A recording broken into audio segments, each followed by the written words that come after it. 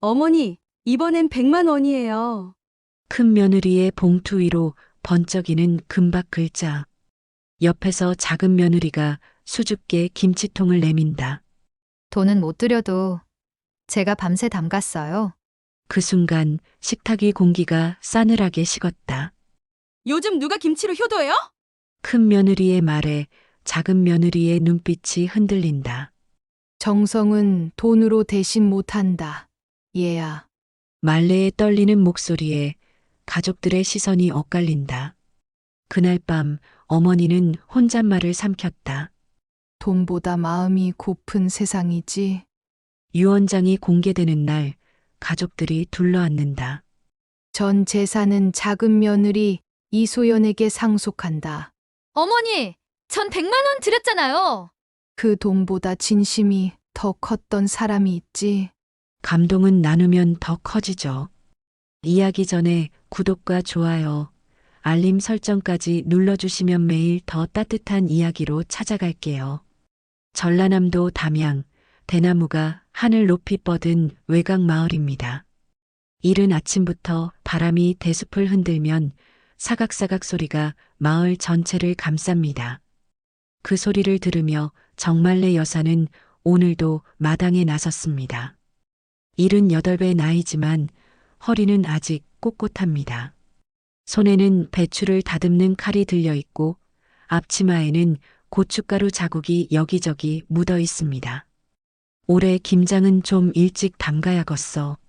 말레는 혼잣말을 하며 배추를 하나씩 살폈습니다. 초가집 마당 한쪽에는 커다란 김장독이 3개나 놓여 있고 그 옆으로 무와 파, 마늘이 수북이 쌓여 있습니다. 해마다 이맘때면 온 가족이 모여 김장을 담그곤 했는데 올해도 며느리 둘이 온다고 했습니다. 큰 며느리는 또 바쁘다고 투덜거리겠지. 작은 며느리는 또 땀 뻘뻘 흘리면서 열심히 하겠고 말레는 씁쓸한 미소를 지으며 고개를 저었습니다. 두 며느리는 성격도 다르고 사는 방식도 다릅니다. 큰 며느리 장수연은 서울에서 직장 생활을 하다가 광주로 내려와 남편과 함께 사업체를 운영합니다. 손끝 하나 까딱하지 않고도 돈을 벌 줄 아는 사람입니다. 반면 작은 며느리 이소연은 시골 학교에서 아이들을 가르치며 손수 반찬을 만들어 시어머니께 갖다 드리곤 합니다. 둘 다 내 며느리인디 참 다르긴 다르네.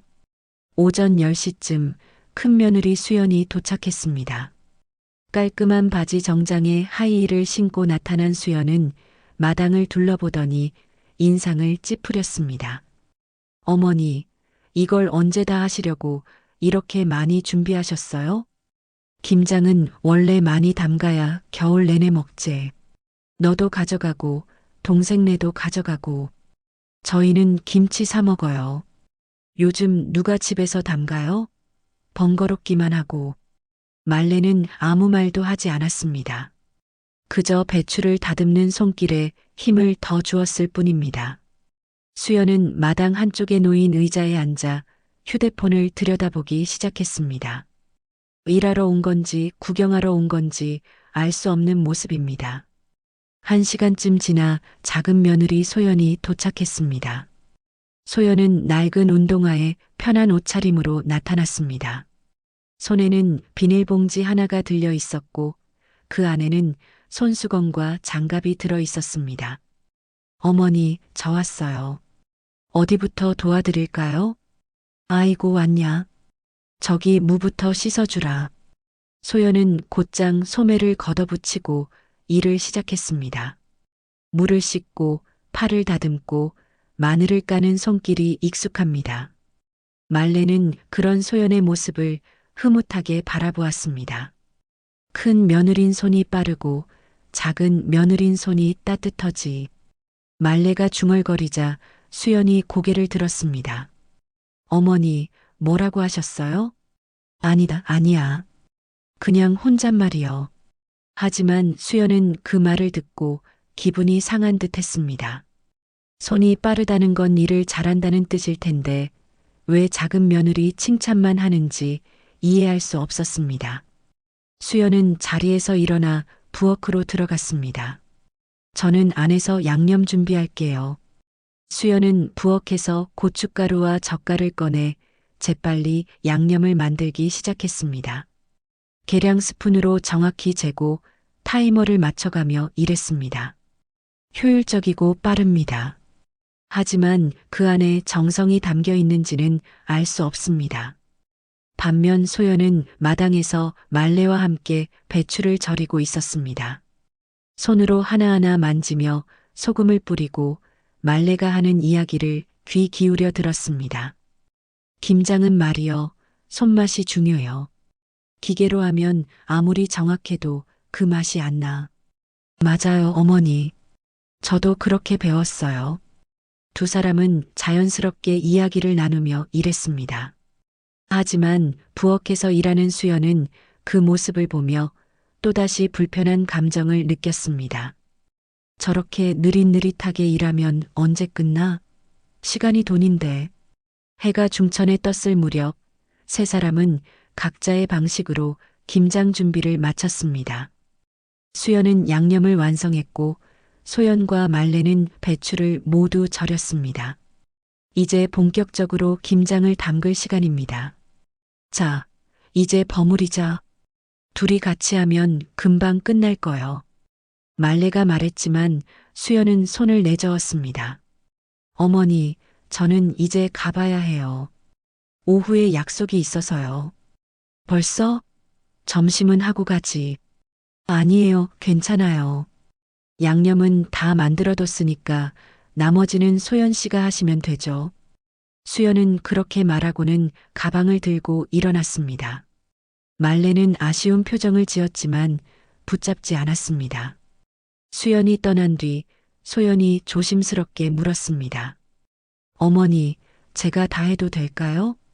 그래야지. 큰 며느리는 바쁜 사람이니까. 말레의 목소리에는 약간의 서운함이 묻어났습니다. 하지만 소연은 그런 어머니를 위로하듯 밝게 웃었습니다. 괜찮아요, 어머니. 저 혼자서도 할 수 있어요. 어머니가 옆에서 도와주시면 되잖아요. 두 사람은 오후 내내 김장을 담갔습니다. 소연은 땀을 뻘뻘 흘리며 배추를 버무렸고 말레는 옆에서 간을 봐주며 조언했습니다. 해가 질 무렵 김장독 3개가 모두 채워졌습니다. 어머니, 다 됐어요. 소연이 환하게 웃으며 말했습니다. 말레는 그런 소연의 손을 꼭 잡았습니다. 고맙다, 얘야. 내가 없었으면 못했을 거요. 아니에요, 어머니. 당연한 일인걸요. 하지만 말레의 마음 한쪽에는 씁쓸함이 남아 있었습니다. 큰 며느리는 효율을 중시하고 작은 며느리는 정성을 다합니다. 그 차이가 점점 벌어지고 있다는 걸 느낄 수 있었습니다. 저녁이 되자 소연도 집으로 돌아갔습니다. 말레는 혼자 마당에 남아 김장독을 바라보았습니다. 대나무 숲에서 불어오는 바람이 차갑게 느껴졌습니다. 둘 다 내 며느린디 왜 이리 다를까? 말레는 깊은 한숨을 내쉬며 집 안으로 들어갔습니다. 그날 밤 말레는 잠을 이루지 못했습니다. 마음 한쪽이 불편했기 때문입니다. 김장을 담근 지 일주일이 지났습니다. 담양의 가을은 깊어지고 대나무 숲은 점점 더 쓸쓸한 소리를 냈습니다.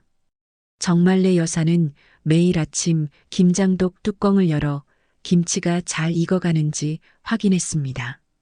익어가는 김치 냄새가 마당 가득 퍼졌습니다. 이제 슬슬 먹을 만하겠네. 말레는 김치 한 포기를 꺼내 맛을 보았습니다. 새콤하면서도 아삭한 맛이 입안 가득 퍼졌습니다. 소연과 함께 정성껏 담근 김치입니다. 말레는 흐뭇한 미소를 지으며 김치를 다시 독에 넣었습니다. 며칠 후 추석이 다가왔습니다. 큰아들 박정우와 작은아들 박성우 가족이 모두 모이기로 한 날입니다. 말레는 아침 일찍부터 차례상을 준비했습니다. 나물을 무치고 전을 부치고 과일을 깎았습니다. 손이 예전 같지 않아 느리기는 했지만 정성만큼은 변함이 없었습니다. 오전 11시쯤 큰아들 정우, 가족이 먼저 도착했습니다. 정우는 단정한 양복 차림이었고 큰 며느리 수연은 고급스러운 한복을 입고 있었습니다.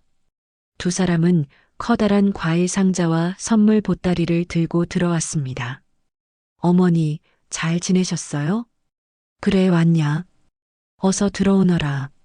수연은 거실에 짐을 내려놓고 말레에게 다가왔습니다. 그리고 조용히 흰 봉투 하나를 꺼냈습니다. 어머니, 이거 받으세요. 이게 뭐냐? 용돈이에요. 이번엔 100만 원 넣었어요. 추석 음식 준비하시느라 돈 많이 드셨을 텐데 보태 쓰세요. 말레는 봉투를 받아들었습니다. 묵직한 무게가 손에 느껴졌습니다. 100만 원이라는 돈은 결코 작은 금액이 아닙니다. 하지만 말레의 표정은 밝지 않았습니다.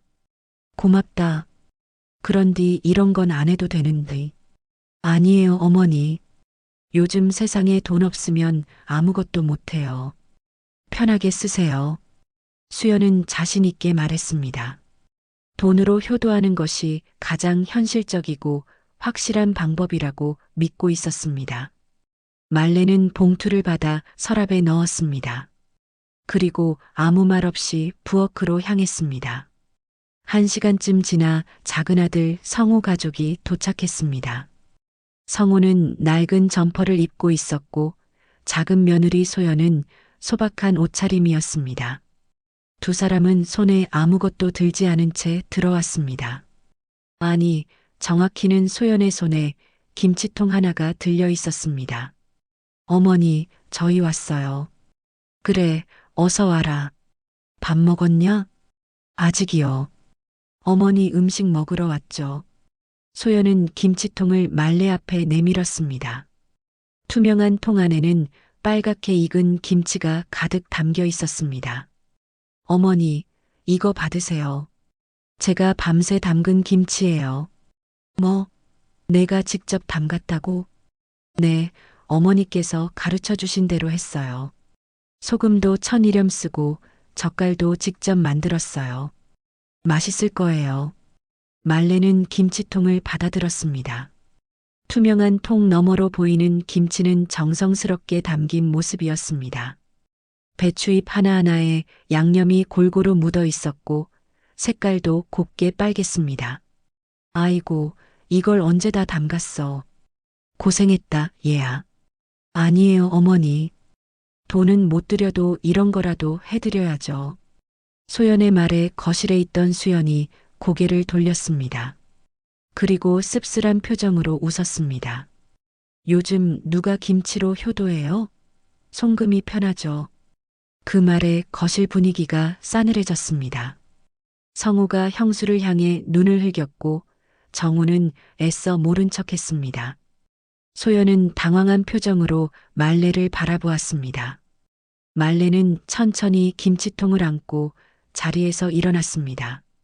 그리고 조용히 말했습니다. 효는 손끝에서 나는 거요. 그걸 몰라서야.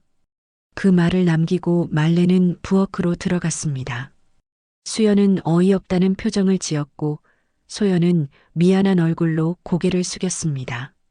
정우와 성우는 서로 눈길을 피했습니다. 차례를 지내는 동안 집안 분위기는 무거웠습니다. 말레는 평소보다 말이 없었고 며느리 둘은 서로 말을 섞지 않았습니다. 차례가 끝나고 식사를 하는 자리에서도 어색한 침묵만 흘렀습니다. 저녁이 되어 모두가 떠날 준비를 했습니다. 정우 가족은 서둘러 짐을 챙겼고 성우 가족은 설거지를 도왔습니다. 말레는 현관에서 가족들을 배웅했습니다. 조심히 들어가거라.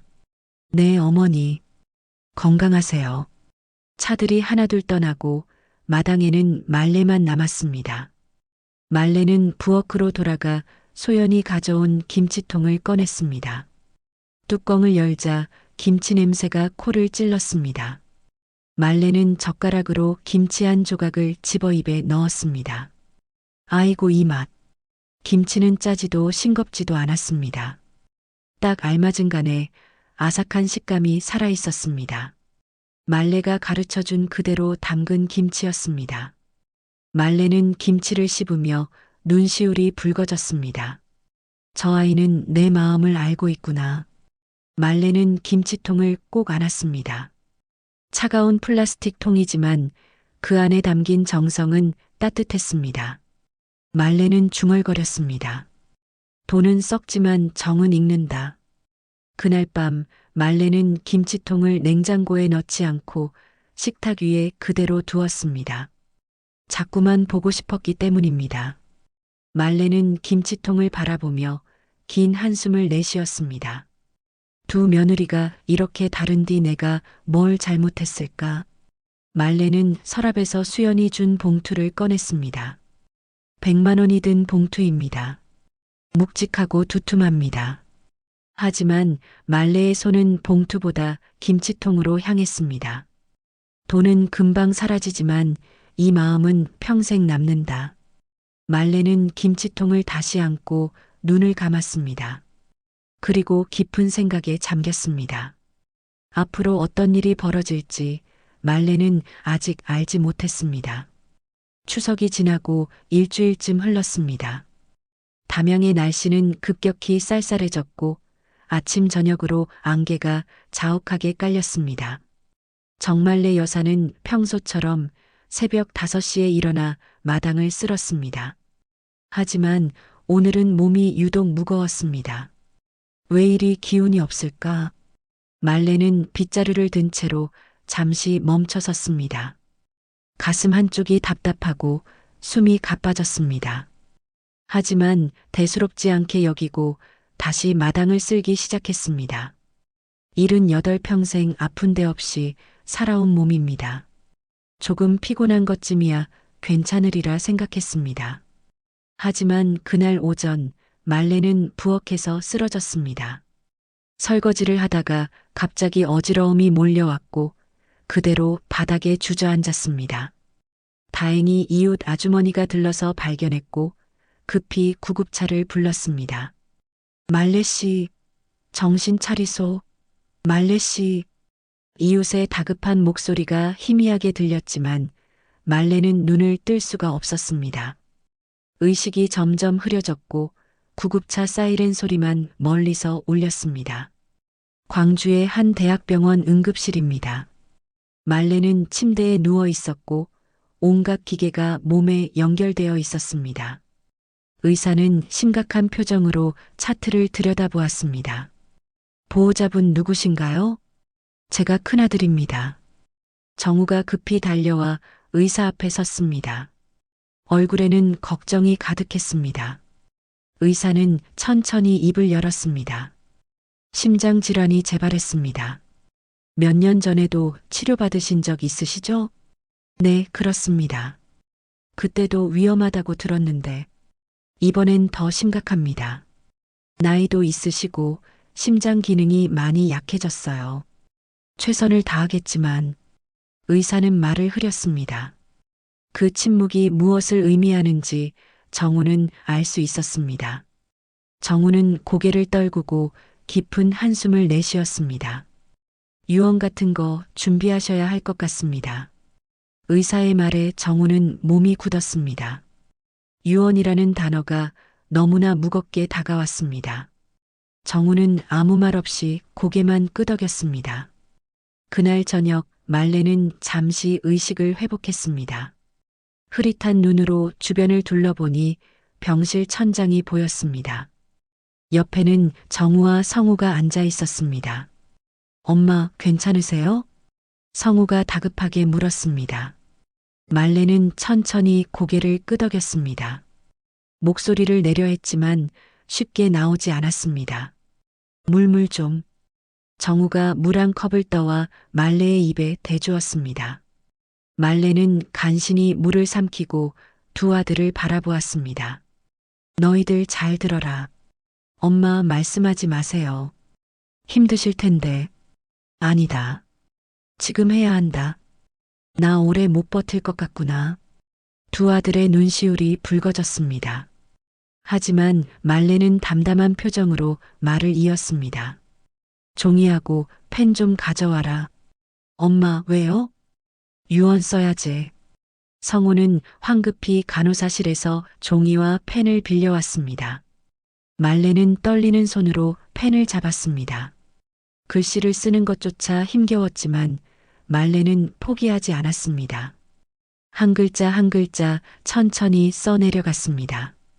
정우와 성우는 어머니의 손을 지켜보았습니다. 무슨 내용을 쓰는지 알 수 없었지만 어머니의 진심이 담긴 글이라는 것은 느낄 수 있었습니다. 다 썼다. 말레는 종이를 접어 봉투에 넣었습니다. 그리고 정우에게 건넸습니다. 이거 잘 보관해라. 내가 죽으면 열어보고. 엄마, 무슨 말씀을 그렇게 하세요? 됐다. 너희들 싸우지 말고 사이좋게 살아라. 말레는 그렇게 말하고는 다시 눈을 감았습니다. 두 아들은 어머니의 손을 꼭 잡았습니다. 병실에는 기계 소리만 규칙적으로 울렸습니다. 그날 밤 말레는 혼자만의 시간을 가졌습니다. 두 아들이 모두 집에 돌아가고 간호사만 가끔 들어왔다 나갔습니다. 말레는 천장을 바라보며 지난 일들을 떠올렸습니다. 두 며느리 참 다르지. 말레의 머릿속에는 수연과 소연의 모습이 교차했습니다. 100만 원이 든 봉투를 내밀던 수연의 모습, 그리고 김치통을 내밀던 소연의 모습, 둘 다 나름의 방식으로 효도를 했지만 말레의 마음을 움직인 건 김치통이었습니다. 돈은 금방 사라지지만 정성은 남는다. 말레는 소연이 가져온 김치통을 떠올렸습니다. 투명한 통 안에 빨갛게 담긴 김치. 밤새 정성껏 담갔다던 그 김치. 말레는 그 김치 맛을 아직도 기억하고 있었습니다. 저 통이 내 마지막 편지가 되겠구먼. 말레는 중얼거리며 눈을 감았습니다. 그리고 마음속으로 결심했습니다. 자신이 남길 것은 돈이 아니라 마음이어야 한다고. 진짜 효도가 무엇인지 아는 사람에게 남겨야 한다고. 며칠 후 말레의 상태는 조금 나아졌습니다. 하지만 의사는 여전히 안심할 수 없다고 했습니다. 언제 다시 악화될지 모르는 상황이었습니다. 어머니, 좀 어때요? 수연이 병문 안을 왔습니다. 손에는 과일 바구니와 영양제가 들려 있었습니다. 말레는 수연을 보며 씁쓸한 미소를 지었습니다. 왔냐, 고맙다. 어머니, 이거 드세요. 몸에 좋은 거예요. 수연은 영양제 병을 말레 옆에 놓았습니다. 비싼 영양제였습니다. 하지만 말레는 그것을 보며 아무 감흥이 없었습니다. 이것도 돈으로 산 거지. 말레는 속으로 생각했습니다. 수연의 효도는 늘 돈으로 표현되었습니다. 용돈 봉투, 비싼 선물, 고급 영양제. 물질적으로는 부족함이 없었지만 마음은 느껴지지 않았습니다. 수연이 떠나고 얼마 후 소연이 찾아왔습니다. 손에는 작은 보온 도시락이 들려 있었습니다. 어머니, 제가 죽 끓여왔어요. 드실 수 있으세요? 그래, 고맙구나. 소연은 조심스럽게 죽을 떠서 말레의 입에 넣어 주었습니다. 따뜻한 죽이 목으로 넘어갔습니다. 말레는 눈물이 날 것 같았습니다. 이게 진짜 효도제. 말레는 소연의 손을 꼭 잡았습니다. 소연은 놀란 듯 말레를 바라보았습니다. 어머니? 얘야, 고맙다. 내 마음 다 안다. 소연은 말없이 고개를 끄덕였습니다. 두 사람은 한동안 말없이 손을 맞잡고 있었습니다. 병실 창밖으로 가을 햇살이 따스하게 비쳤습니다. 말레가 입원한 지 2주일이 지났습니다. 병원 복도에는 소독약 냄새가 가득했고 간호사들이 바쁘게 오갔습니다. 말레의 병실 앞 대기실에는 두 며느리가 마주 앉아 있었습니다. 수연은 휴대폰을 들여다보고 있었고 소연은 창밖을 바라보고 있었습니다. 어머니 상태가 어떻대요? 소연이 조심스럽게 물었습니다. 수연은 휴대폰에서 눈을 떼지 않은 채 대답했습니다. 의사 말로는 언제 어떻게 될지 모른대요. 나이도 있으시고. 그럼 우리가 더 잘해드려야겠네요. 뭘 어떡해요? 병원비도 만만치 않은데. 수연의 말에 소연은 아무 대답도 하지 못했습니다. 수연의 말이 틀린 건 아니었습니다. 병원비는 날마다 쌓여갔고 그 부담은 고스란히 두 아들에게 돌아갔습니다. 그때 복도 저편에서 정우와 성우가 걸어왔습니다. 두 사람의 표정은 어두웠습니다. 정우가 먼저 입을 열었습니다. 여보, 잠깐 나와봐요. 수연은 자리에서 일어나 정우를 따라 복도 끝으로 갔습니다. 소연과 성우도 그 뒤를 따랐습니다. 네 사람은 인적이 드문 복도 구석에 모였습니다. 정우가 낮은 목소리로 말했습니다. 의사가 그러는데 어머니가 오래 못 버티실 것 같대요. 그럼 어떻게 해야 하는데요?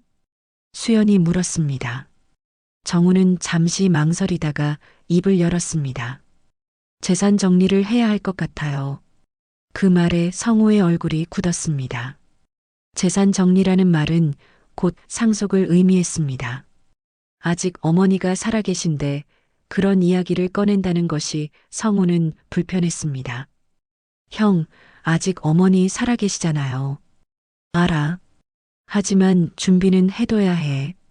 그래야 나중에 분란이 없잖아. 정우의 말에 수연이 거들었습니다. 맞아요. 미리 정리해두는 게 서로를 위해서도 좋아요. 법적으로도 복잡한 문제니까요. 소연은 그 대화를 듣고 불편한 기색을 감추지 못했습니다. 아직 어머니가 병상에 누워 계신데 재산 이야기를 한다는 것이 마음에 걸렸습니다. 그래도 지금은 좀. 소연이 조심스럽게 말하자 수연이 날카롭게 반응했습니다. 성호 씨네는 가진 게 없으니까 상관없겠지만 우린 달라요. 어머니 재산도 만만치 않고 세금 문제도 있어요. 형수님, 그게 무슨 말씀이세요? 성우가 발끈했습니다. 하지만 수연은 태연하게 말을 이었습니다. 사실을 말하는 거예요. 우리는 그동안 어머니께 얼마나 많은 용돈을 드렸는데요. 그 돈이 다 어디 갔겠어요? 당연히 재산에 포함돼 있을 거 아니에요. 형수님은 돈으로만 생각하시는군요. 소연이 차분하게 말했습니다. 수연은 비웃듯 고개를 저었습니다. 그럼 뭐로 생각해요? 김치로? 요즘 세상에 김치 한 통으로 효도했다고 재산 받을 수 있나요? 그 말에 복도 분위기가 싸늘해졌습니다. 성우는 주먹을 불끈 쥐었고 소연은 창백한 얼굴로 고개를 숙였습니다. 정우는 애써 상황을 정리하려 했습니다. 자, 진정해요. 우리 어머니 앞에서 이러면 안 되잖아요. 형도 형수 편만 들지 말아요. 우린 돈은 없어도 정성은 다했어요. 성우가 목소리를 높였습니다. 하지만 수연은 전혀 개의치 않았습니다. 정성? 정성으로 병원비 내나요? 정성으로 장례비 마련하나요? 형수님, 성우가 소리쳤지만 수연은 이미 돌아서 있었습니다. 정우는 난처한 표정으로 동생을 바라보았습니다. 성우야, 형수 말도 일리는 있어. 우리 현실적으로 생각해야 해. 형도 그렇게 생각하세요? 성우의 목소리에는 실망감이 묻어났습니다. 정우는 대답하지 못하고 고개를 돌렸습니다. 성우는 소연의 손을 잡고 그 자리를 떠났습니다. 그날 밤 말레의 병실 창밖으로 달빛이 스며들었습니다. 말레는 잠을 이루지 못하고 천장을 바라보고 있었습니다. 복도에서 들려온 대화를 모두 들었기 때문입니다. 내가 뭘 남겨줬길래 저리들 싸우는지. 말레의 눈가에 눈물이 맺혔습니다. 평생 모은 재산이 자식들 사이를 갈라놓고 있었습니다. 돈 때문에, 땅 때문에, 집 때문에 형제가 원수가 되는 모습을 보는 것이 너무나 괴로웠습니다. 내가 잘못 키운 걸까? 말레는 두 아들을 떠올렸습니다. 어릴 적에는 그렇게 사이가 좋았던 형제였습니다. 형은 동생 손을 잡고 학교에 데려다 주었고, 동생은 형을 따라다니며 웃었습니다. 하지만 지금은 달랐습니다. 며느리들 때문인지 아니면 세상이 변해서인지 형제는 서로를 믿지 못하고 있었습니다. 말레는 가슴이 미어지는 것 같았습니다. 내 재산이 독이 될 줄은 몰랐구먼. 말레는 침대 옆 서랍을 열었습니다. 그 안에는 얼마 전 쓴 유언장이 들어 있었습니다. 말레는 봉투를 꺼내 들었습니다. 이게 과연 옳은 일일까? 말레는 봉투를 꼭 쥐었습니다. 안에는 자신의 결정이 담겨 있었습니다. 돈보다 마음이 진실한 사람에게 남긴다는 내용이었습니다. 하지만 그 결정이 또 다른 갈등을 불러올 것 같아 두려웠습니다. 그래도 이게 맞는 길이요. 말레는 봉투를 다시 서랍에 넣었습니다. 그리고 눈을 감았습니다. 창밖에서는 가을바람이 차갑게 불어왔습니다. 다음 날 아침 성우가 병실을 찾았습니다. 말레는 아들을 보며 미소 지었습니다. 왔냐, 아들아. 네, 어머니. 어제는 죄송했어요. 괜찮다. 내 형수도 이해는 간다. 돈 문제는 늘 예민한 법이니까. 성우는 어머니의 손을 잡았습니다. 말레는 아들의 손을 꼭 쥐며 말했습니다. 성우야, 너는 내 아내를 잘 만났다. 네. 정성을 아는 사람을 만났어. 그게 복이요. 성우는 어머니의 말뜻을 이해할 수 없었습니다. 하지만 어머니의 눈빛에는 깊은 뜻이 담겨 있었습니다. 말레는 조용히 중얼거렸습니다. 진짜 효는 손끝에서 나는 법이요. 말레가 병원에서 보름을 보낸 후 의사는 퇴원을 허락했습니다. 상태가 완전히 좋아진 건 아니지만 집에서 요양하는 것이 더 나을 거라는 판단이었습니다. 성우는 어머니를 모시고 담양 집으로 돌아왔습니다. 어머니, 천천히 들어가세요. 성우가 말레의 팔을 부축하며 대문을 열었습니다. 오랜만에 돌아온 집은 그대로였습니다. 마당에는 낙엽이 수북이 쌓여 있었고 김장독은 여전히 그 자리에 있었습니다. 아이고, 우리 집이요. 말레는 마당을 둘러보며 안도의 한숨을 내쉬었습니다. 병원보다 집이 훨씬 편했습니다. 성우는 어머니를 안방으로 모셨습니다. 어머니, 여기 누우세요. 제가 청소하고 올게요. 고맙다, 아들아. 성우는 마당을 쓸고 집안을 정돈하기 시작했습니다.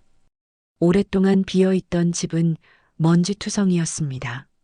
성우는 걸레질을 하고 창문을 닫고 부엌을 정리했습니다.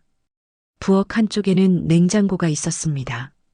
성우는 냉장고를 열어 상한 음식들을 버렸습니다. 그러다가 냉장고 맨 아래 칸에서 낯익은 김치통을 발견했습니다. 이거 소연이가 드렸던 김치통이네. 성우는 김치통을 꺼내 들었습니다. 투명한 통 안에는 빨간 김치가 그대로 담겨 있었습니다. 추석 때 소연이 가져왔던 바로 그 김치였습니다. 어머니가 아직도 보관하고 계셨구나. 성우는 김치통을 식탁 위에 올려놓고 뚜껑을 열었습니다. 김치는 이제 제법 익어서 깊은 맛이 날 것 같았습니다. 성우는 젓가락으로 김치 한 조각을 집어 먹어보았습니다. 맛있네. 그때 김치 사이에서 뭔가 하얀 것이 보였습니다. 성우는 이상하다는 생각에 김치를 조심스럽게 헤쳤습니다. 김치통 바닥 깊숙한 곳에 비닐로 싼 봉투가 있었습니다. 이게 뭐지? 성우는 봉투를 꺼냈습니다. 비닐을 벗기니 안에서 조금 젖은 종이 봉투가 나왔습니다. 봉투 겉면에는 붉은 도장이 찍혀 있었고 어머니의 이름이 적혀 있었습니다. 유언장인가? 성우는 가슴이 철렁했습니다. 이건 함부로 열어볼 수 없는 물건이었습니다. 하지만 왜 김치통 안에 이런 게 들어있는지 의아했습니다. 그때 현관문이 열리는 소리가 들렸습니다. 성우는 깜짝 놀라 봉투를 손에 쥔 채 돌아봤습니다. 문 앞에는 큰형수 수연이 서 있었습니다. 어머니 퇴원하셨다고 들었는데, 그게 뭐예요? 수연의 눈이 성우의 손에 쥐어진 봉투로 향했습니다. 성우는 당황하며 봉투를 뒤로 숨겼습니다. 아, 그거 왜 서방님이 들고 있어요? 수연이 다가왔습니다. 성우는 뒷걸음질 쳤습니다. 형수님, 이건 제가 그냥 김치 정리하다가 발견한 거예요. 김치 정리? 거기서 뭐가 나온다고? 수연은 식탁 위에 김치통을 보았습니다. 그리고 성우의 손에 든 봉투를 다시 보았습니다. 수연의 얼굴이 굳어졌습니다. 그거 어머니 유언장 아니에요? 저도 잘 모르겠어요. 열어보지 않았으니까요. 도둑질이네. 이제 대놓고 탐내는구나. 수연이 소리쳤습니다. 성우는 황당한 표정을 지었습니다. 형수님, 무슨 말씀을 그렇게 하세요? 저는 정말 모르긴 뭘 몰라. 김치통 안에 숨겨둔 걸 어떻게 알고 찾아낸 거예요? 그게 아니라 제가 김치를 정리하려고. 거짓말. 처음부터 어머니 재산을 노렸던 거죠. 수연의 목소리는 점점 커졌습니다. 안방에 누워있던 말레가 소리를 듣고 나왔습니다. 무슨 일이여? 왜 이렇게 시끄럽냐? 어머니, 서방님이 유언장을 훔치려고 했어요. 수연이 말레에게 달려가며 소리쳤습니다. 말레는 어리둥절한 표정으로 성우를 바라보았습니다. 성우야, 무슨 일이냐? 어머니, 저는 정말 김치통을 정리하다가 우연이라고? 어머니, 믿으시면 안 돼요. 이 사람은 처음부터 계획한 거예요. 수연의 말에 말레는 아무 말도 하지 못했습니다. 성우는 억울한 표정으로 봉투를 내려놓았습니다. 어머니, 저는 이거 열어보지도 않았어요. 그냥 돌려드릴게요. 성우는 봉투를 식탁 위에 놓고 집을 나갔습니다. 수연이 뒤따라 소리쳤습니다. 도망가네. 역시 도둑이었어. 성우는 대답하지 않았습니다. 그저 마당을 빠져나가 대문 밖으로 사라졌습니다. 말레는 멍하니 그 모습을 바라보았습니다. 성우야. 말레는 식탁 위에 봉투를 집어들었습니다. 젖은 봉투였지만 안의 내용물은 무사했습니다. 말레는 김치통을 들여다보았습니다. 왜 여기에 이게 들어 있었을까? 말레는 기억을 더듬었습니다. 분명 자신은 이 봉투를 병원 서랍에 넣어뒀었습니다. 그런데 어떻게 김치통 안에 들어간 걸까요? 수연이 말했습니다. 어머니, 그거 변호사한테 맡기세요. 성우가 또 노릴지 몰라요. 아니다, 성우는 그런 애가 아니요. 어머니는 너무 순진하세요. 요즘 세상에 형제도 믿을 수 없어요. 수연은 그렇게 말하고 봉투를 가져가려 했습니다. 하지만 말레는 봉투를 꼭 안았습니다. 이건 내가 보관할 거요. 어머니, 됐다. 내 말은 다 들었으니 이제 그만 가거라. 수연은 불만스러운 표정이었지만 더 이상 말하지 않았습니다. 수연이 떠나자 말레는 혼자 남았습니다. 말레는 안방으로 들어가 봉투를 열었습니다. 안에는 자신이 쓴 유언장과 함께 다른 종이 한 장이 더 들어 있었습니다. 말레는 그 종이를 펼쳤습니다. 손편지였습니다. 성우의 아내 소연이 쓴 편지였습니다. 어머니, 김치 맛이 너무 짜서 다시 담갔어요. 이번엔 어머니 입맛에 맞을 거예요. 봉투는 제가 다시 김치통 안에 넣어둘게요. 안전한 곳에 보관하시라고요. 사랑합니다, 어머니. 말레의 손이 떨렸습니다. 이제야 모든 것이 이해되었습니다. 소연은 김치를 다시 담그면서 어머니의 유언장을 발견했고 그것을 안전하게 보관하려고 김치통 안에 넣어둔 것이었습니다. 아이고, 저 아이는 내 마음을 알고 있었구먼. 말레는 편지를 가슴에 안았습니다. 눈물이 주르르 흘러내렸습니다. 진짜 효도가 무엇인지, 진짜 마음이 무엇인지 알 것 같았습니다. 소연의 편지를 읽은 후 말레는 며칠 동안 깊은 생각에 잠겼습니다.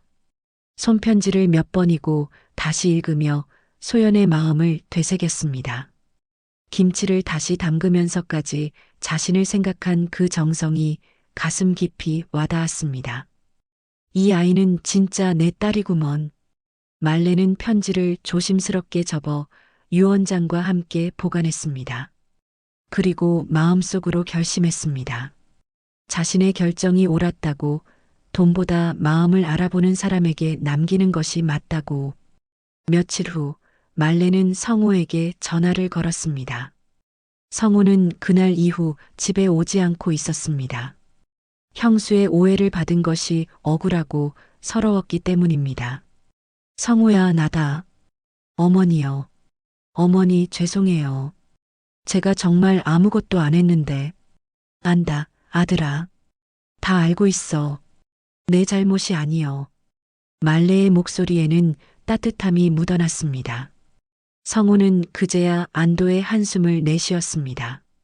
어머니가 믿어주시니 다행이에요. 성호야, 너 소연이한테 고맙다고 전해라. 내 아내는 참 좋은 사람이여. 네, 무슨 말씀이세요? 나중에 알게 될 거다. 일단은 그 아이 손 꼭 잡고 살아라. 말레는 그렇게 말하고 전화를 끊었습니다. 성호는 휴대폰을 내려다보며 어머니의 말뜻을 헤아렸습니다. 무언가 중요한 의미가 담겨 있다는 것을 느낄 수 있었습니다. 그날 저녁 정우가 집을 찾아왔습니다. 수연도 함께였습니다. 두 사람은 심각한 표정으로 거실에 앉았습니다. 어머니, 말씀드릴 게 있어요. 정우가 조심스럽게 말문을 열었습니다. 말레는 차를 따르며 고개를 끄덕였습니다. 그래, 무슨 일이냐? 유 원장 말이에요. 그거 이제 정리를 해야 할 것 같아요. 정리? 네, 변호사를 통해서 법적으로 효력이 있게 만들어야죠. 나중에 문제 생기지 않게요.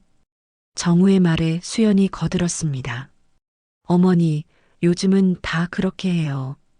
공증도 받고 증인도 세우고요. 그래야 나중에 분쟁이 안 생겨요. 말레는 두 사람을 번갈아 바라보았습니다. 겉으로는 어머니를 걱정하는 듯 했지만 속마음은 달랐습니다. 유 원장 내용이 궁금해서 안달이 난 것이었습니다. 아직은 안 된다. 왜요, 어머니? 때가 되면 알게 될 거요. 지금은 아니다. 말레의 단호한 말에 정우는 더 이상 말을 잇지 못했습니다. 하지만 수연은 포기하지 않았습니다. 어머니, 그럼 적어도 내용은 말씀해 주세요. 우리가 알아야 준비라도 하죠. 준비? 무슨 준비? 재산 정리요. 세금도 내야 하고 명예 이전도 해야 하고요. 수연의 말에 말레는 씁쓸한 미소를 지었습니다. 역시 수연은 돈 이야기만 했습니다. 효도보다 재산이 먼저였습니다. 그런 건 내가 죽고 나서 해도 늦지 않아. 어머니, 됐다. 오늘은 이만 돌아가거라. 나 피곤하다. 말레는 자리에서 일어났습니다. 정우와 수연은 어쩔 수 없이 집을 나섰습니다. 차에 타면서 수연이 불만을 터뜨렸습니다. 도대체 뭘 그렇게 숨기시는 거예요? 우리 자식들인데. 어머니도 생각이 있으시겠지. 생각? 성호 편만 드시는 거 아니에요? 그날도 그렇고. 여보, 그런 말 하지 마. 정우가 말렸지만 수연은 멈추지 않았습니다. 사실이잖아요. 작은 며느리만 예뻐하시니까 유 원장도 그쪽으로 쓰신 거 아니에요? 확실하지도 않은데 왜 그래? 확실해요. 안 그러면 왜 이렇게 숨겨요? 수연은 확신에 차서 말했습니다. 그리고 마음속으로 계획을 세웠습니다. 어떻게든 유 원장 내용을 알아내야겠다고. 다음 날 수연은 혼자 말레의 집을 찾았습니다. 말레가 마당에서 빨래를 널고 있을 때였습니다. 어머니, 저 왔어요. 왔냐? 오늘은 왜 혼자 왔니? 그냥 어머니 얼굴 보고 싶어서요. 수연은 억지 미소를 지으며 집 안으로 들어갔습니다. 말레는 의아하다는 듯 수연을 바라보았습니다. 차라도 마시고 가라. 네, 고맙습니다. 말레가 부엌으로 가자 수연은 재빨리 집안을 둘러보았습니다. 서랍을 열어보고 장롱도 뒤졌습니다. 유언장을 찾기 위해서였습니다. 하지만 아무것도 찾을 수 없었습니다. 말레는 유언장을 어디론가 안전하게 숨겨둔 것 같았습니다. 수연은 초조해졌습니다. 도대체 어디에 숨긴 거야? 그때 말레가 차를 들고 나왔습니다. 수연은 황급히 소파에 앉았습니다. 뭘 그렇게 찾니? 아, 아니에요. 그냥 구경하는 거예요. 구경? 이 집에 구경할 게 뭐가 있다고. 말레는 의심스러운 눈빛으로 수연을 바라보았습니다. 수연은 어색하게 웃으며 차를 마셨습니다. 어머니, 저 궁금한 게 있어요. 뭐가? 유언장 말이에요. 혹시 저희한테 주실 건 없나요? 수연이 직접적으로 물었습니다. 말레는 차를 내려놓고 수연을 똑바로 바라보았습니다. 내가 원하는 게 뭐냐? 저는 그냥 공평하게 나눠주시면 돼요. 공평? 뭐가 공평한 거냐? 그야 당연히 반반이죠. 큰아들, 작은아들 똑같이요. 수연의 대답에 말레는 고개를 저었습니다. 세상에 공평한 건 없어. 사람마다 받을 몫이 다르지. 그게 무슨 말씀이세요? 너는 돈을 많이 줬으니 돈을 받아야 하고 소연이는 마음을 많이 줬으니 마음을 받아야지. 어머니, 그럼 저는 아무것도 못 받는 거예요? 수연의 목소리가 높아졌습니다. 말레는 담담하게 대답했습니다. 내가 준 돈은 이미 다 썼어. 병원비로 생활비로. 그러니 받을 게 없지. 그럼 소연이는요? 김치 몇 통 갖다 드렸다고 재산을 받는 거예요? 김치가 아니요. 정성이제. 그 차이를 아직도 모르겠냐? 말레의 말에 수연은 할 말을 잃었습니다. 화가 치밀어 올랐지만 참았습니다. 수연은 자리에서 일어났습니다. 알겠어요. 어머니 뜻대로 하세요. 수연은 쌀쌀맞게 인사하고 집을 나갔습니다. 말레는 창밖으로 떠나는 수연의 뒷모습을 바라보았습니다. 저 아이는 끝까지 모르겠구먼. 말레는 깊은 한숨을 내쉬었습니다. 이제 곧 진실을 밝혀야 할 때가 다가오고 있었습니다. 한 달이 지났습니다. 말레의 건강은 조금씩 회복되었고 이제는 혼자서도 집안일을 할 수 있게 되었습니다. 하지만 말레는 알고 있었습니다. 자신에게 남은 시간이 많지 않다는 것을. 의사도 언제 또 심장이 멈출지 모른다고 했습니다. 어느 가을 오후 말레는 두 아들에게 전화를 걸었습니다. 이번 주 토요일에 집으로 오너라. 가족들 다 데리고. 어머니, 무슨 일이세요? 정우가 물었습니다. 말레는 잠시 말을 멈췄다가 대답했습니다. 할 말이 있다. 꼭 와야 한다. 목소리에는 평소와 다른 단호함이 묻어났습니다. 정우와 성우는 어머니의 말투에서 심상치 않음을 느꼈습니다. 토요일 오전 담양집 거실에 가족들이 모두 모였습니다. 정우와 수연, 성우와 소연, 그리고 말레까지 5명이었습니다. 거실 분위기는 무거웠습니다. 모두들 말레가 무슨 이야기를 꺼낼지 긴장하고 있었습니다. 말레는 안방에서 낡은 나무 상자를 하나 들고 나왔습니다. 상자 안에는 중요한 서류들이 들어 있었습니다. 말레는 상자를 식탁 위에 내려놓고 천천히 입을 열었습니다. 오늘 내 유언을 읽겠다. 그 말에 거실이 조용해졌습니다. 수연의 눈빛이 날카로워졌고 소연은 불안한 표정으로 손을 꼭 쥐었습니다. 정우와 성우는 서로 눈길을 주고받았습니다. 말레는 상자에서 봉투 하나를 꺼냈습니다. 그 봉투는 김치통 안에 있었던 바로 그것이었습니다. 말레는 봉투를 천천히 뜯었습니다. 변호사는 부르지 않았다. 너희들 앞에서 직접 읽을 거요. 어머니, 그래도 법적으로. 정우가 말하려 했지만 말레가 손을 들어 막았습니다. 법보다 중요한 게 마음이요. 내 마음을 똑똑히 들어라. 말레는 유언장을 펼쳤습니다. 손으로 직접 쓴 글씨가 빼곡했습니다. 말레는 안경을 쓰고 천천히 읽기 시작했습니다. 나 정말레는 건강한 정신으로 이 유언을 남긴다. 내 전 재산은 작은 며느리 이소연에게 상속한다. 순간 거실이 얼어붙었습니다. 수연의 얼굴이 하얗게 질렸고 정우는 믿을 수 없다는 표정을 지었습니다. 성우는 당황하여 어머니를 바라보았고 소연은 눈을 크게 떴습니다. 어머니, 수연이 벌떡 일어나며 소리쳤습니다. 이게 무슨 말씀이세요? 며느리한테 재산을 다 준다고요? 그래, 소연이한테 준다. 아들들은요? 큰아들, 작은아들은 아무것도 못 받는 거예요? 수연의 목소리는 떨리고 있었습니다. 분노와 당황이 뒤섞인 목소리였습니다. 말레는 침착하게 대답했습니다. 아들들은 이미 충분히 받았어. 교육도 시켰고, 결혼도 시켰고, 집도 마련해줬지. 이제 남은 건 소연이한테 주는 게 맞아. 말도 안 돼요. 제가 어머니께 얼마나 많은 돈을 드렸는데요. 수연이 소리쳤습니다. 말레는 수연을 똑바로 바라보았습니다. 그래, 내가 돈은 많이 줬지. 100만 원씩 봉투에 담아서. 그런데 그게 다였어. 저예요. 큰 며느리예요.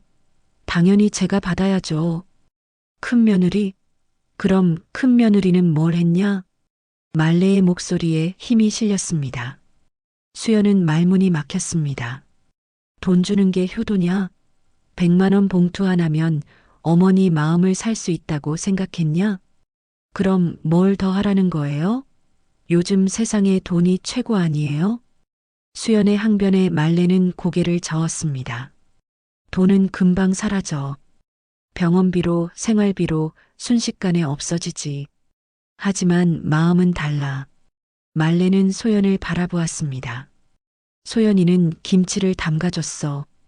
밤을 새워서 손이 다 부르트도록. 그 김치 한 통 안에 담긴 정성을 내가 알겠냐?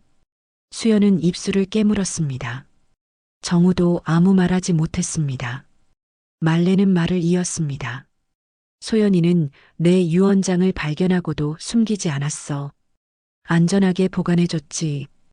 김치통 안에 넣어서 아무도 모르게. 그게 진짜 효여. 소연의 눈에서 눈물이 흘렀습니다. 말레는 소연의 손을 잡았습니다. 얘야, 고맙다.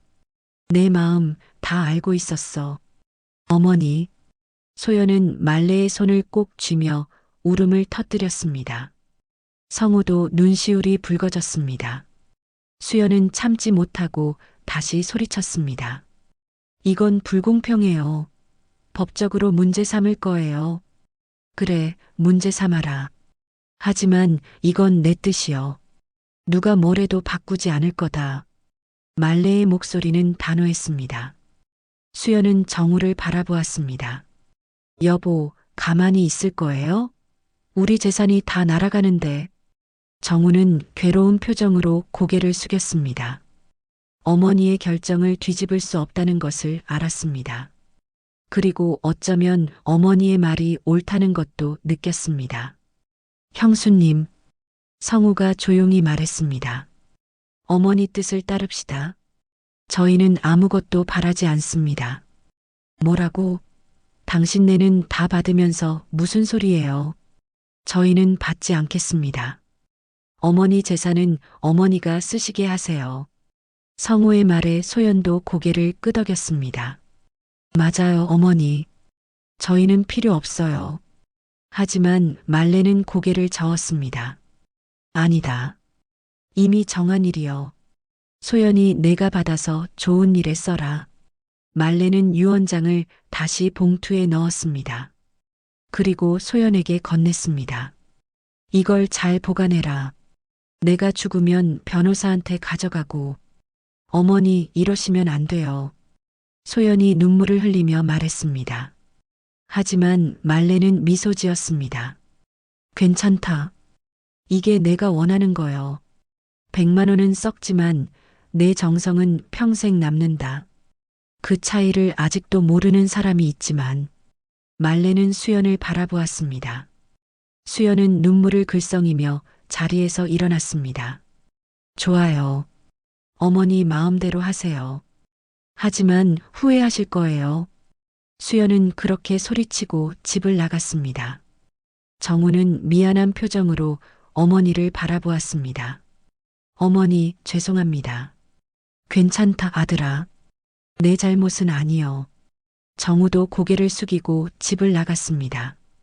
거실에는 말레와 성우, 소연만 남았습니다. 세 사람은 한동안 말없이 앉아 있었습니다.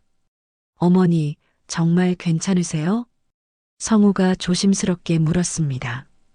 말레는 고개를 끄덕였습니다. 그래, 이제야 마음이 편하구나. 할 일을 다 한 것 같아.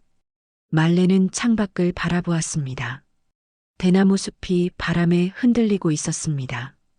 말레는 조용히 중얼거렸습니다. 이제 편히 쉴 수 있겠네. 유언을 공개한 날로부터 석 달이 흘렀습니다. 겨울이 지나고 봄이 찾아왔습니다. 담양의 대나무 숲에는 새순이 돋아나기 시작했고 마을 전체가 생기를 되찾았습니다.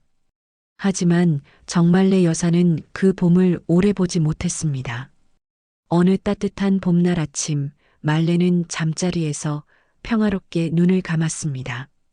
고통도 없었고 괴로움도 없었습니다. 그저 깊은 잠에 빠져드는 것처럼 조용히 세상을 떠났습니다. 마지막까지 말레의 얼굴에는 편안한 미소가 머물러 있었습니다. 장례는 조촐하게 치러졌습니다. 정우와 성우 형제는 함께 상주로 앉았고 두 며느리도 각자의 자리에서 예를 갖췄습니다. 수연은 장례식 내내 말이 없었고 소연은 눈물을 멈추지 못했습니다. 어머니, 어머니. 소연은 영정 앞에서 무릎을 꿇고 울었습니다. 말레가 남긴 사랑과 믿음이 너무나 크게 느껴졌습니다. 성우는 아내의 어깨를 안으며 함께 눈물을 흘렸습니다. 3일장을 마치고 가족들은 다시 담양 집에 모였습니다. 유언장을 집행할 시간이었습니다. 변호사가 도착했고 모두 거실에 둘러앉았습니다. 고인의 유언에 따라 재산 상속 절차를 진행하겠습니다.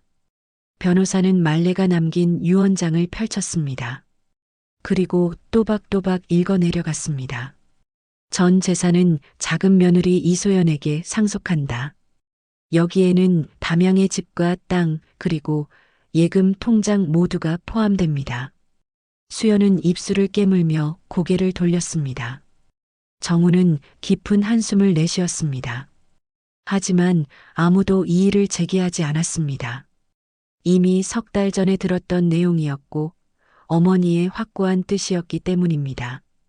변호사가 서류를 소연에게 건넸습니다. 여기 서명하시면 됩니다. 소연은 떨리는 손으로 펜을 잡았습니다. 하지만 선뜻 서명하지 못했습니다. 이 재산을 받는 것이 옳은 일인지 확신이 서지 않았습니다. 저 정말 제가 받아도 되는 걸까요? 소연이 정우를 바라보며 물었습니다. 정우는 쓸쓸하게 미소 지었습니다. 어머니 뜻이니까요. 받으세요. 형님, 괜찮아요. 어머니가 오르셨어요. 형수도 이제는 인정합니다. 정우는 수연을 바라보았습니다. 수연은 고개를 돌렸지만 부정하지는 않았습니다. 지난 석 달 동안 많은 생각을 했습니다. 어머니가 왜 그런 결정을 내렸는지, 진짜 효도가 무엇인지. 소연은 천천히 서명했습니다. 그리고 서류를 변호사에게 돌려주었습니다. 감사합니다. 절차는 이것으로 끝났습니다. 변호사가 떠나고 거실에는 네 사람만 남았습니다. 한동안 침묵이 흘렀습니다. 소연이 먼저 입을 열었습니다. 형님, 형수님. 저 혼자 이 재산을 가질 수는 없어요. 무슨 말씀이세요? 어머니 뜻은 소중하지만 그래도 가족이잖아요. 나눠 가져요. 소연의 말에 수연이 고개를 들었습니다. 됐어요. 어머니가 당신한테 주신 거예요. 우리는 필요 없어요. 하지만 정말 괜찮아요. 수연의 목소리에는 진심이 담겨 있었습니다. 더 이상 욕심도 없었고 억울함도 없었습니다. 그저 어머니의 마지막 가르침을 받아들이기로 했습니다. 며칠 후 소연은 담양집을 정리하기 시작했습니다. 어머니의 유품을 하나하나 살피며 추억을 떠올렸습니다. 그러다가 부엌 한쪽에서 김장독들을 발견했습니다. 어머니가 담그셨던 김치. 소연은 독 하나를 열어보았습니다. 아직도 김치가 남아 있었습니다. 세월이 지나 깊은 맛이 우러난 묵은지였습니다. 소연은 김치 한 조각을 집어 먹었습니다. 아, 이 맛. 어머니의 손맛이 그대로 살아 있었습니다. 소연은 눈물을 흘리며 김치를 씹었습니다. 어머니가 남긴 마지막 선물 같았습니다. 그때 소연의 머릿속에 한 가지 생각이 떠올랐습니다. 이 김치 맛을 사람들과 나눌 수는 없을까? 어머니의 정성과 사랑을 더 많은 이들에게 전할 수는 없을까? 소연은 성우와 상의했습니다. 여보, 이 집에서 김치 가게를 해볼까 해. 김치 가게? 응. 어머니가 가르쳐 주신 방법으로 김치를 담가서 팔고 싶어. 어머니의 마음을 이어가고 싶어. 성우는 아내의 눈빛을 보며 고개를 끄덕였습니다. 좋은 생각이야. 어머니도 좋아하실 거야. 두 사람은 집을 개조하기 시작했습니다. 마당 한쪽에 작은 판매대를 만들고 대문 옆에 간판을 달았습니다.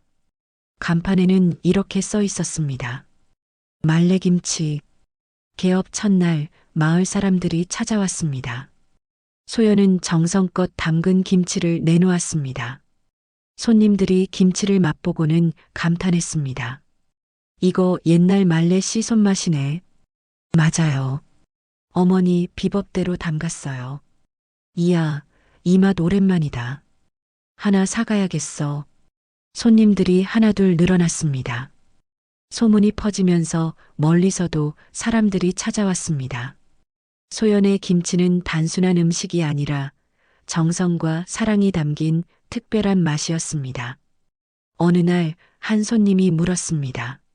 사장님, 이 김치 맛의 비결이 뭐예요? 소연은 잠시 생각하다가 미소 지으며 대답했습니다. 사람 마음으로 절인 김치예요. 그 말에 손님들이 고개를 끄덕였습니다. 소연은 가게 벽에 걸린 액자를 바라보았습니다. 액자 속에는 말레가 남긴 마지막 말이 적혀 있었습니다. 돈은 썩지만 정은 익는다 정말래. 소연은 그 글귀를 읽으며 눈시울이 붉어졌습니다. 어머니의 가르침이 가슴 깊이 새겨졌습니다. 몇 달이 지났습니다. 말래김치는 담양에서 가장 유명한 가게가 되었습니다. 소연은 매일 아침 일찍 일어나 김치를 담갔고 손님들에게 정성껏 대했습니다. 어느 날 저녁 정우와 수연이 가게를 찾아왔습니다. 두 사람은 조심스럽게 가게 안으로 들어왔습니다. 동서, 장사 잘 되네요. 수연이 먼저 말을 건넸습니다. 소연은 반갑게 맞이했습니다. 형님, 어서 오세요. 김치 좀 살 수 있을까요? 당연하죠. 얼마든지요. 소연은 김치를 정성껏 담아주었습니다. 수연은 김치통을 받아들며 말했습니다. 어머니 말씀이 옳으셨어요. 정성이 진짜 효도더라고요. 형수님, 미안해요. 그동안 제가 너무 몰랐어요. 수연의 눈에 눈물이 맺혔습니다. 소연은 수연의 손을 잡았습니다. 괜찮아요, 형님. 우리 이제 새로 시작해요. 두 며느리는 서로를 안았습니다. 정우와 성우도 미소 지으며 그 모습을 바라보았습니다. 해가 저물었습니다. 소연은 가게 문을 닫고 마당으로 나왔습니다. 대나무 숲 위로 노을이 붉게 물들었습니다. 바람이 대숲을 흔들면서 사각사각 소리를 냈습니다. 그 바람결 속에서 소연은 어머니의 목소리를 들은 것 같았습니다. 정성은 김치처럼 시간이 익히는 법이다.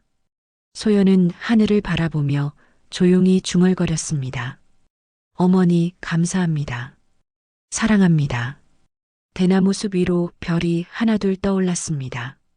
말레의 사랑은 별처럼 영원히 빛나고 있었습니다. 당신의 하루에 작은 감동이 되었다면 구독과 좋아요로 함께 걸어주세요. 다음 이야기도 따뜻하게 준비해 두겠습니다.